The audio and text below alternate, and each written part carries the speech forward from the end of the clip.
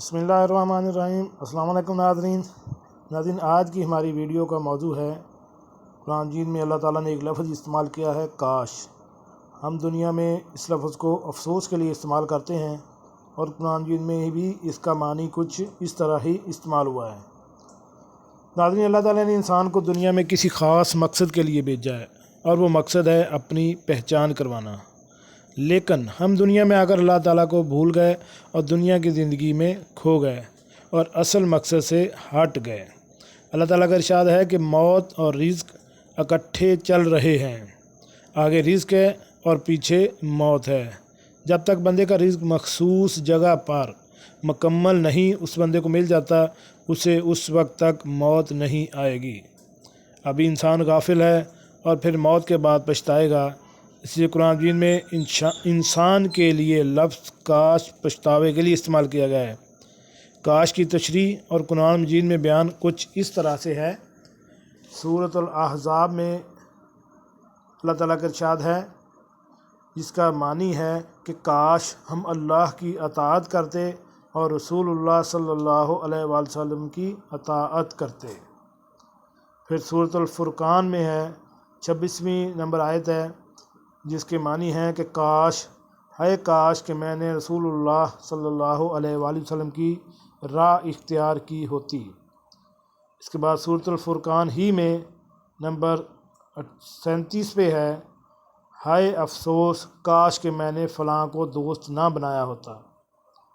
اس کے بعد سورۃ الفجر میں آیت نمبر 23 ہے، کاش میں نے اپنی زندگی کے لیے کچھ پیشگی سامان کیا ہوتا۔ سورۃ الحاقہ کی آیت نمبر 24 میں ہے کہ کاش کہ مجھے میری کتاب دی ہی نہ جاتی۔ پھر سورۃ الحاقہ میں ہی آیت نمبر 26 ہے، کاش کہ موت میرا کام ہی تمام کر دیتی۔ پھر سورۃ الانبیاء میں ہے، جس کا ترجمہ یہ ہے کہ کاش میں مٹی ہو جاتا۔ یعنی انسان آج دنیا کی زندگی میں اتنا غافل ہو چکا ہے، اللہ تعالیٰ کے احکامات کو اتنا چھوڑ چکا ہے کہ اللہ تعالیٰ کو یاد ہی نہیں کرتا۔ لیکن اللہ تعالیٰ کا قرآن مجید میں 7 بار آیا ہے کہ بندہ، یہی انسان جو ہے وہ پچھتائے گا کہ دنیا کے جو اعمال ہیں مجھے دیے ہی نہ جاتے، یا میں کسی شیطان کو یا کسی بھی ایسے انسان کو دوست نہ بنایا ہوتا جو مجھے اللہ تعالیٰ سے غافل کر دیتا۔ تو ناظرین، یہ دنیا کی زندگی بہت تھوڑی سی زندگی ہے، اس میں ہم جتنے اعمال کر لیں اس کا آخرت میں ہمیں حساب دینا پڑے گا۔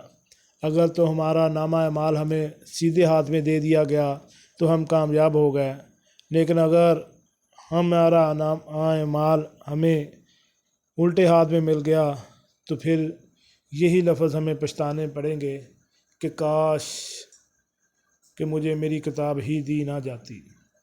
ناظرین، اس لیے اسی جو وقت گزر چکا ہے وہ گزر چکا، اس پہ اللہ تعالیٰ سے توبہ استغفار کریں، اور جو آگے کی زندگی ہے اس کو اللہ تعالیٰ کے احکامات، نبی پاک صلی اللہ علیہ وآلہ وسلم کے طریقے کے مطابق زندگی گزاریں تاکہ ہم دنیا اور آخرت دونوں میں کامیاب ہو سکیں۔ امید ہے ناظرین آپ کو آج کی ہماری یہ ویڈیو پسند آئی ہوگی۔